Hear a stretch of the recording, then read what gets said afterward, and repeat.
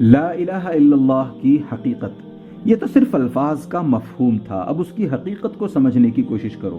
انسان کی قدیم سے قدیم تاریخ کے جو حالات ہم تک پہنچے ہیں اور پرانی سے پرانی قوموں کے جو آثار دیکھے گئے ہیں، ان سے معلوم ہوتا ہے کہ انسان نے ہر زمانے میں کسی نہ کسی کو خدا مانا ہے اور کسی نہ کسی کی عبادت ضرور کی ہے۔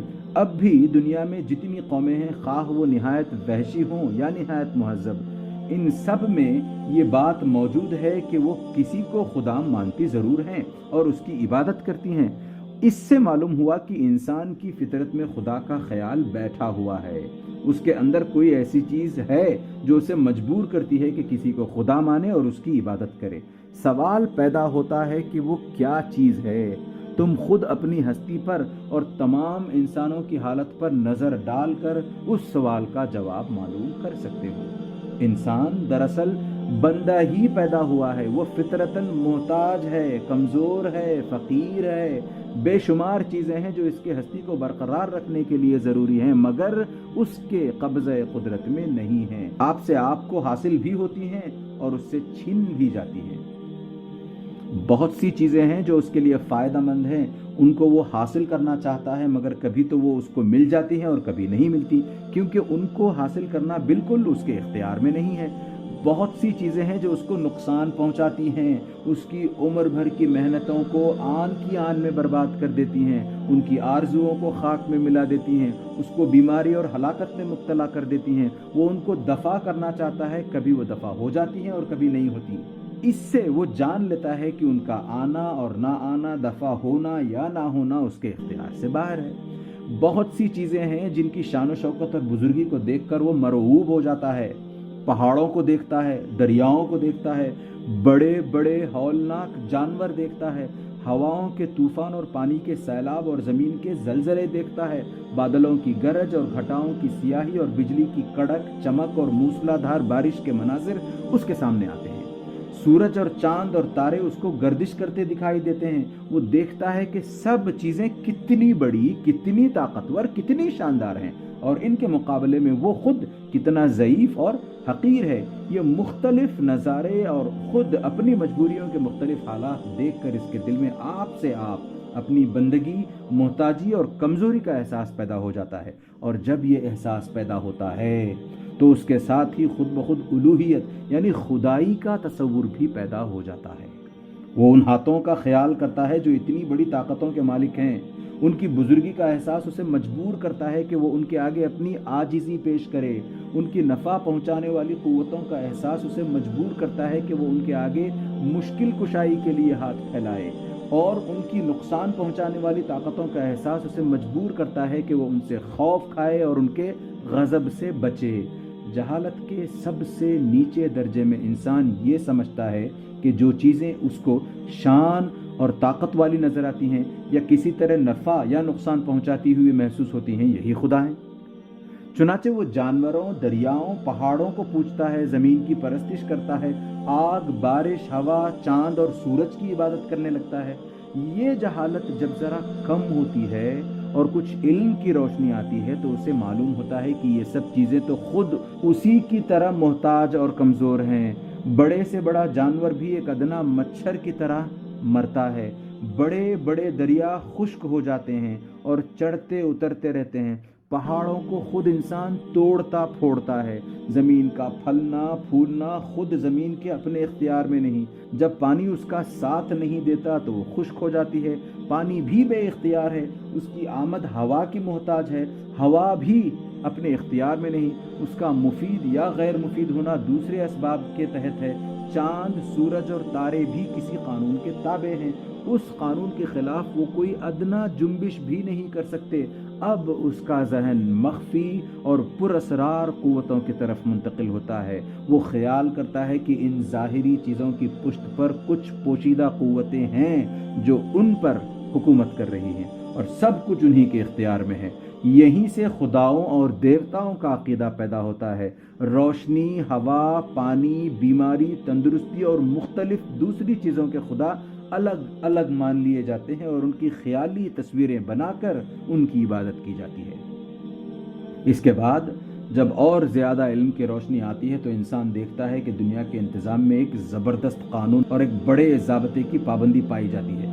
ہواؤں کی رفتار، بارش کی آمد، سیاروں کی گردش، فصلوں اور موسموں کے تغیر میں کیسی باقاعدگی ہے، کس طرح بے شمار قوتیں ایک دوسرے کے ساتھ مل کر کام کر رہی ہیں، کیسا زبردست قانون ہے کہ جو وقت جس کام کے لیے مقرر کیا گیا ہے ٹھیک اسی وقت پر کائنات کے تمام اسباب جمع ہو جاتے ہیں اور ایک دوسرے سے اشتراک عمل کرتے ہیں۔ انتظام عالم کی یہ ہم آہنگی دیکھ کر مشرک انسان یہ ماننے پر مجبور ہو جاتا ہے کہ ایک سب سے بڑا خدا بھی ہے جو ان تمام چھوٹے چھوٹے خداؤں پر حکومت کر رہا ہے، ورنہ اگر سب ایک دوسرے سے الگ اور بالکل خود مختار ہوں تو دنیا کا سارا کارخانہ درہم برہم ہو جائے۔ وہ اس بڑے خدا کو اللہ اور پرمیشور اور خدائے گان ناموں سے موسوم کرتا ہے، مگر عبادت میں اس کے چھوٹے خداؤں کو بھی شریک کرتا ہے۔ وہ سمجھتا ہے کہ خدائی بھی دنیاوی بادشاہوں کے نمونے پر ہے۔ جس طرح دنیا میں ایک بادشاہ ہوتا ہے اور اس کے بہت سارے وزیر اور معتمد اور ناظم اور دوسرے با اختیار عہدیدار ہوتے ہیں، اسی طرح کائنات میں بھی ایک بڑا خدا ہے اور بہت سے چھوٹے چھوٹے خدا اس کے ماتحت ہیں۔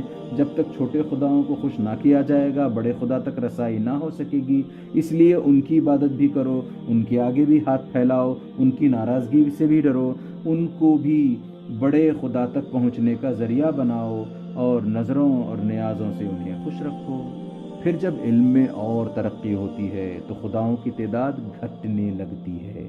جتنے خیالی خدا جاہلوں نے بنا رکھے ہیں ان میں سے ایک ایک کے متعلق غور کرنے سے معلوم ہوتا ہے انسان کو کہ وہ خدا نہیں ہیں، ہماری ہی طرح بندے ہیں، بلکہ ہم سے بھی زیادہ بے بس ہیں۔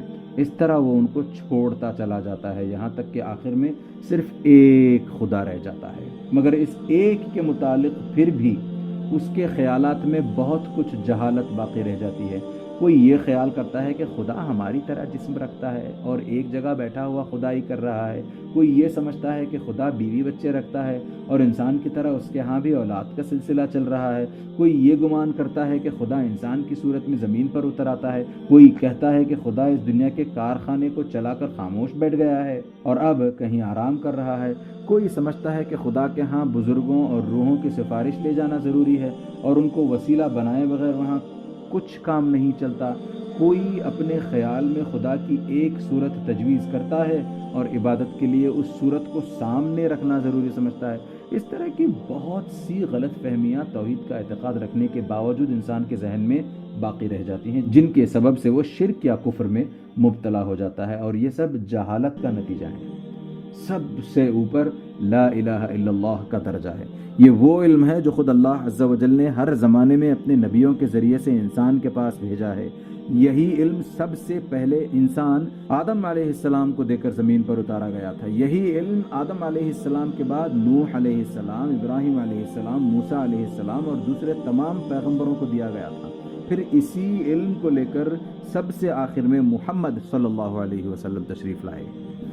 یہ خالص علم ہے جس میں جہالت کا شائبہ تک نہیں۔ اوپر ہم نے شرک اور بت پرستی اور کفر کی جتنی تصویریں لکھی ہیں ان سب میں انسان اسی وجہ سے مبتلا ہوا کہ اس نے پیغمبروں کی تعلیم سے منہ موڑ کر خود اپنے حواس اور اپنے عقل پر بھروسہ کیا۔ آؤ ہم بتائیں کہ اس چھوٹے سے فقرے میں کتنی بڑی حقیقت بیان کی گئی ہے۔ ایک، سب سے پہلی چیز الوہیت یعنی خدائی کا تصور ہے۔ یہ وسیع کائنات جس کے آغاز اور انجام اور انتہا کا خیال کرنے سے ہمارا ذہن تھک جاتا ہے، جو نامعلوم زمانے سے چلی آ رہی ہے اور نامعلوم زمانے تک چلی جا رہی ہے، جس میں ایسے ایسے حیرت انگیز کرشمے ہو رہے ہیں کہ ان کو دیکھ کر عقل دنگ رہ جاتی ہے۔ اس کائنات کی خدائی صرف وہی کر سکتا ہے جو غیر محدود ہو، ہمیشہ سے ہو، ہمیشہ رہے، کسی کا محتاج نہ ہو، بے نیاز ہو، قادر مطلق ہو، حکیم اور دانا ہو، ہر چیز کا علم رکھتا ہو اور کوئی چیز اس سے مخفی نہ ہو، سب پر غالب ہو اور کوئی اس کے حکم سے سرتابی نہ کر سکے، بے حساب قوتوں کا مالک ہو اور کائنات کی ساری چیزوں کو اس سے زندگی اور رزق کا سامان بہم پہنچے، عیب، نقص اور کمزوری کی تمام صفات سے پاک ہو، اور اس کے کاموں میں کوئی دخل نہ دے سکے۔ 2، خدائی کی یہ تمام صفات ایک ہی ذات میں جمع ہونی ضروری ہیں۔ یہ ناممکن ہے کہ دو ہستیاں یہ صفات برابر رکھتی ہوں، کیونکہ سب پر غالب اور سب پر حاکم تو ایک ہی ہو سکتا ہے۔ یہ بھی ممکن نہیں کہ یہ صفات تقسیم ہو کر بہت سے خداؤں میں بٹ جائیں، کیونکہ اگر حاکم ایک ہو اور عالم دوسرا اور رازق تیسرا تو ہر ایک خدا دوسرے کا محتاج ہوگا، اور اگر ایک نے دوسرے کا ساتھ نہ دیا تو ساری کائنات یک لخت فنا ہو جائے گی۔ یہ بھی ممکن نہیں کہ یہ صفات ایک دوسرے کو منتقل ہوں، یعنی کبھی ایک خدا میں پائی جائیں اور کبھی دوسرے میں، کیونکہ جو خدا زندہ رہنے کی قوت نہ رکھتا ہو وہ ساری کائنات کو زندگی نہیں بخش سکتا، اور جو خدا خود اپنی خدائی کی حفاظت نہ کر سکتا ہو وہ اتنی بڑی کائنات پر حکومت نہیں کر سکتا۔ بس تم کو علم کی جتنی زیادہ روشنی ملے گی اتنا ہی زیادہ تم کو یقین ہوتا جائے گا کہ خدائی کی صفات صرف ایک ذات میں جمع ہونی ضروری ہیں۔ 3، خدائی کے اس کامل اور صحیح تصور کو نظر میں رکھو، پھر ساری کائنات پر نظر ڈالو۔ جتنی چیزیں تم دیکھتے ہو، جتنی چیزوں کو کسی ذریعے سے محسوس کرتے ہو، جتنی چیزوں تک تمہارے علم کی پہنچ ہے، ان میں سے ایک بھی ان صفات سے متصف نہیں ہے۔ عالم کی ساری موجودات محتاج ہیں، محکوم ہیں، بنتی بگڑتی ہیں، مرتی جیتی ہیں۔ کسی کو ایک حال پر قیام نہیں، کسی کو اپنے اختیار سے کچھ کرنے کی قدرت نہیں، کسی کو ایک بالا تر قانون کے خلاف بال برابر حرکت کرنے کا اختیار نہیں۔